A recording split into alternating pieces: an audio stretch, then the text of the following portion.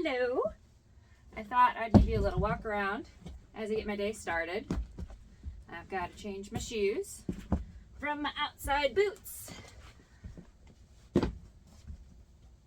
Studio slippers, nice and warm. Actually worked out because they were too warm for wearing inside the house, but as the studio is just a little bit chilly, they work out really good. Go ahead and put on my painting sweater, which did not start out as a painting sweater, but once upon a time, very quickly, became one because, well, I was wearing it and it got paint on it, because all clothes are eventually paint clothes for me. What I'm thinking is I'm going to show you around the studio real quick, just so you can see what I'm going to be working on. Let's do it. All right, slightly different perspective for you. There is, all of this is part of a series. They were hanging up in my house and now they are back in my studio so that I can stare at them and try to figure it out. Thought that guy was done, decided he is not. And that's one that's close to done and then super not done in the corner. The reason he's not done is because of something happening over here that I'm going to show you. No, this over here is what happens when I feel like if I don't get color in my life, I'm going to scream.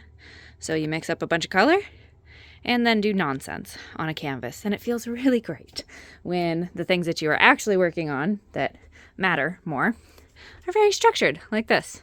So I got to fix some of what's happening here. I wanted it to look, the light's not helping me with the glare right now. I really wanted this to blur. And it's like on the first stages of blurring. Let's touch it. Are you? It's dry! Oh, white's still a little tacky. Okay. Careful. See? Still a little.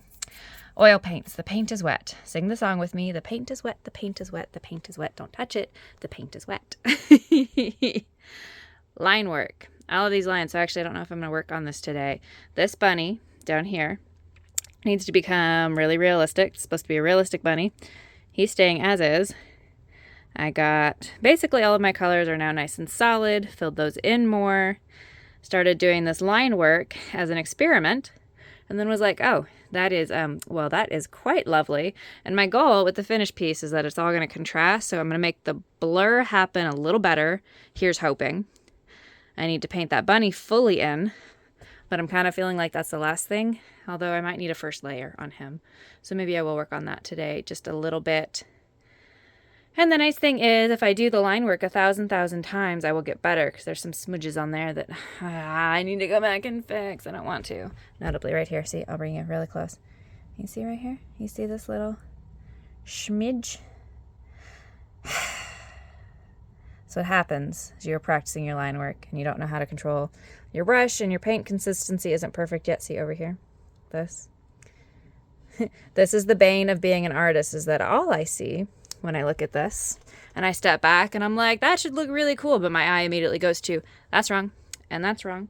And that really irritates me. So that line work, and then I swivel you back around over here. We got to do that. We got to do that with all of that line work, because how cool would that be? Right? Wouldn't that be cool? I feel like it would be. I also don't want to ruin it. But also being an artist, you just kind of have to get over that. And decide you're going to do it anyway. He was going to get flowers. Now I'm not so sure about that anymore.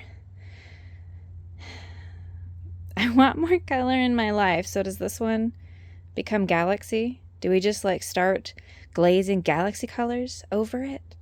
And also they're supposed to be, so let's get a close look at him. See? And how all the little swirlies, I love that.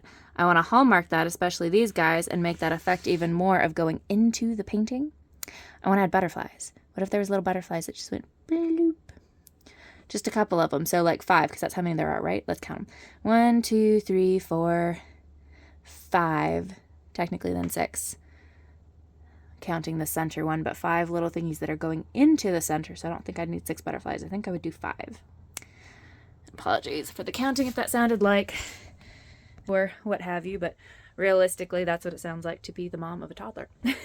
What is that? I don't know. Let's count them and practice your counting. Okay. Well, that's what I'm going to work on, even though It's a gorgeous day outside, and doesn't it sound fun to be outside in the sunshine? It does. It's coming. It's coming soon. That's all right. Give me like 3 months, and then I'll be over the sunshine, and I'll be like, it's trying to kill me. I don't like it anymore. Because we're human, and we're cyclical like that.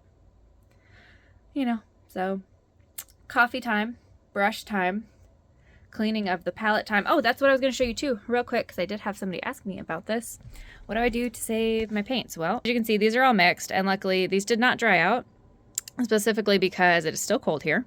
And so that actually means that it's really cold up here. I'm not going to touch the paint to prove that it's wet because, as we already talked about, don't touch the paint. It's wet. And technically, you really shouldn't touch oil paints with your bare hands. I do all the time. It's a bad habit. Stop that. Don't do it. And so what I'm going to do, what my other paints are actually in right now, here is plastic bin. Lid. This is a Masterson Stay Wet Handy Palette. So this was actually for acrylics when you originally get it, and you can see the lines in there. There is a sponge that goes in here, and then you wet the sponge, and then there's a special palette paper that goes on top of that. And so if you want to keep your acrylics wet, that's a really great way, because we all know extending the life of acrylics is kind of a hard thing to do, but yet an important thing to do, especially after you've mixed a color that, even if you know how to mix it again, let's face it, color mixing is both fun and also can be tedious, especially if you have to mix it over and over and over and over again. So these were originally for acrylics. I don't use my acrylics as much anymore. I do have the sponges around here somewhere and still more of that palette paper. Check it. You wouldn't want to leave them in here for a long time. 1, it's not good for the paints anyway. 2, if you like forget about it, you might get mold, and you don't want that. But with the oils, you can actually do the same thing.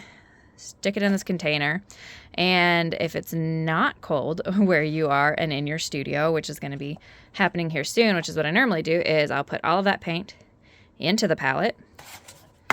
Lid goes on top, and then just for extra safety, because I put it in my freezer where food is also stored, and that's probably technically not good, I will put it in a Ziploc baggie for extra protection, and then you just pop it in the freezer, and you can keep them actually pretty fresh for at least like a month, which is kind of crazy and ridiculous and awesome. So okay, that's palettes, those beautiful colors, and I hope you have an absolutely fantastic day. Go do something creative. Please go do something with your hands that is tangible, that you can feel, because it's just super good for your system and your body. All right, bye.